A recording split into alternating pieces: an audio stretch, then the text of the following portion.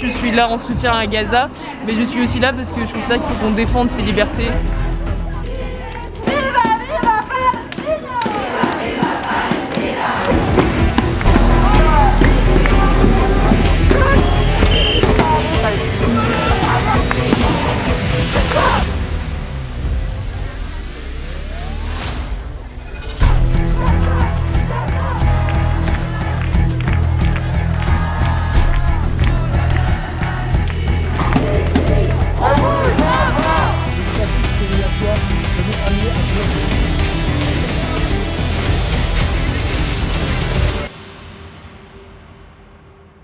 On est là ici parce que hier, il y a eu une occupation pacifique du campus de Saint-Thomas, qui n'est pas celui-là, qui est un autre, qui a été évacué par les CRS.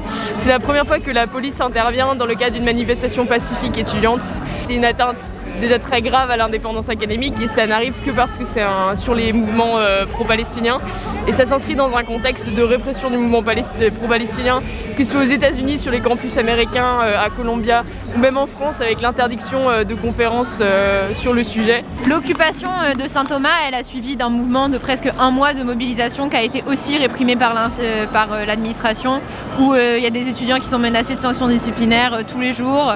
Le gouvernement, vraisemblablement, met la pression à l'administration de Sciences Po pour que ce mouvement-là soit réprimé. Donc c'est pas pour faire une mauvaise théorie du complot, mais il y a effectivement une pression politique qui s'exerce sur Sciences Po. Je pense que tout le monde devrait être inquiet de ce qui se passe par rapport au mouvement pro-palestinien à Sciences Po, à Lille et dans les autres universités, même aux États-Unis. Je veux qu'on reconnaisse que les méthodes qui sont employées par Israël conduisent de fait à un génocide.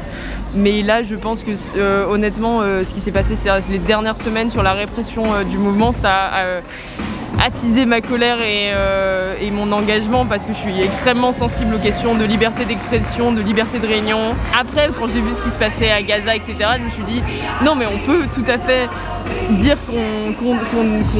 être en soutien avec les victimes du 7 octobre, être en soutien avec les otages et demander un cessez-le-feu, parce que plus de 30 000 morts, le plus haut taux de mortalité des enfants dans une guerre, enfin, ce n'est pas une réponse proportionnée. Israël n'a pas de droit de défense quand on tue 30 000 personnes, dont une majorité d'enfants. L'expression que Sciences Po a employée pour parler de ce qui se passe actuellement à Gaza, Sciences Po a parlé de tragédie.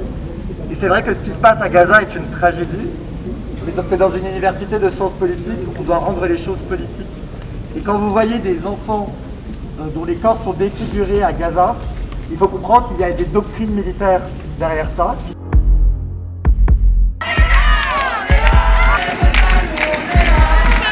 C'est un crime de guerre qu'on tolère en ayant des partenariats à Sciences Po avec l'Université hébraïque de Jérusalem.